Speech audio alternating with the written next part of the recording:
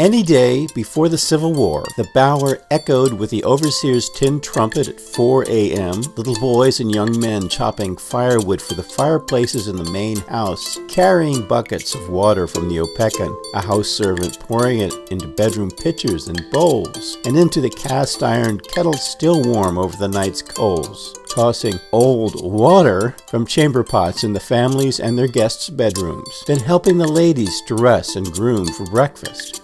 Water and hay and oats for the stables of thoroughbred and workhorses. Fresh hay from the barn fills the wagon in the front yard, nibbled on by mules, donkeys, and livestock. Those who have visited will long remember the morning stir, the dry rubbing of floors and even the waxing of the same until they were like ice, and the grinding of coffee mills and the dipper of ducks and chickens and turkeys. The cows were milked. I am occasionally up early enough to witness my cousin's, the mistress, morning regimen, which to my mind is rather tyrannically enforced against the youngsters, both white and black.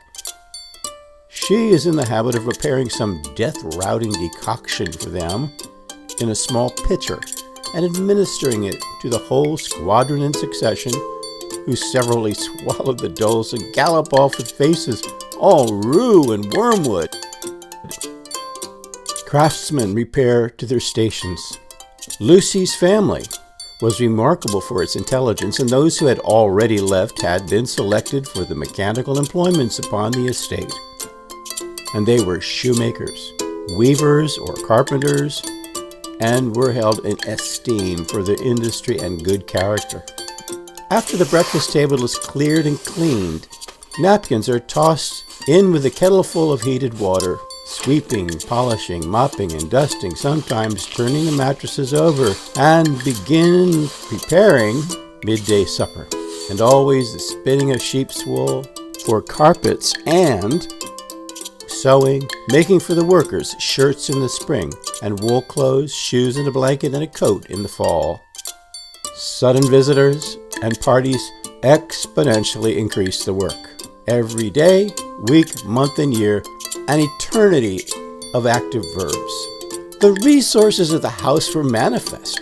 Fat cattle in the pastures, poultry in the surrounding hills, many gardens in the rich bottomlands in front, with 50 servants always at one's beck and call.